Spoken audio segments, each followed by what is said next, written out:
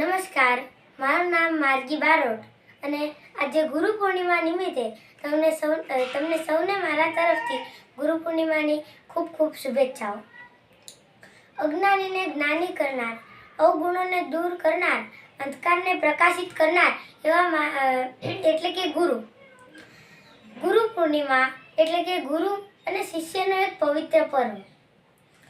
ગુરુ પૂર્ણિમા એ અષાઢ સુદ પૂનમના દિવસે ઉજવવામાં આવે છે. આ તહેવાર એ હિન્દુ, જૈન અને બૌદ્ધ ધર્મના લોકો ઉજવતા હોય છે.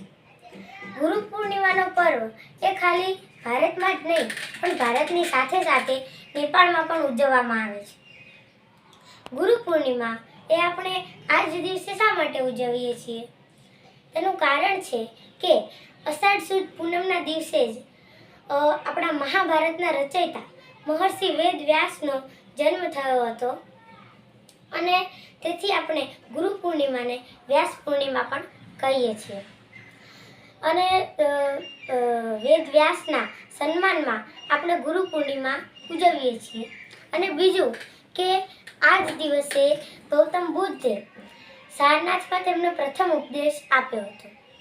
હવે જો ગુરુ શબ્દની વાત કરીએ તો ગુરુ જે શબ્દ છે તે બે સંસ્કૃત શબ્દોનું સંયોજન છે.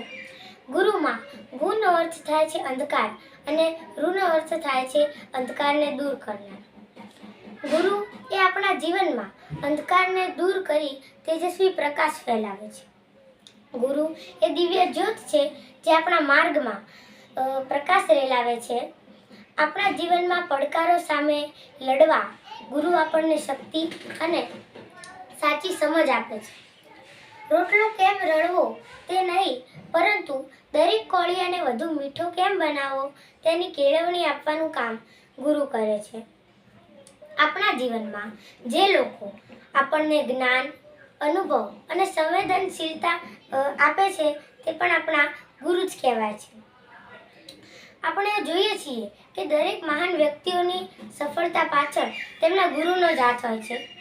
જેવા કે ભગવાન શ્રી કૃષ્ણના ગુરુ સાંદીપની, શ્રી રામના ગુરુ વિશ્વામિત્ર, પાંડવોના ગુરુ દ્રોણાચાર્ય અને સ્વામી વિવેકાનંદના ગુરુ રામકૃષ્ણ પરમહંસ. તેમજ આપણે કોઈ બી ક્ષેત્રમાં સફળતા પ્રાપ્ત કરવી હોય તો આપણે ગુરુની જરૂર તો પડે જ છે.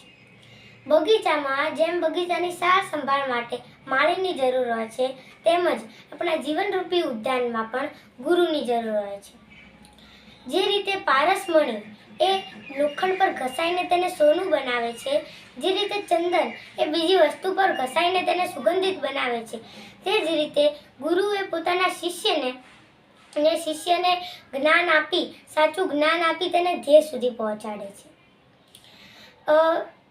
ગુરુએ પોતાના શિષ્યને સાચું જ્ઞાન આપી ધ્યેય સુધી પહોંચાડે છે. શિક્ષક તે નથી કે જે કોલસાની ખાણમાંથી હીરો શોધી કાઢે, પણ શિક્ષક તે છે કે જે કોલસાને પણ હીરો બનાવવાની ક્ષમતા રાખે છે.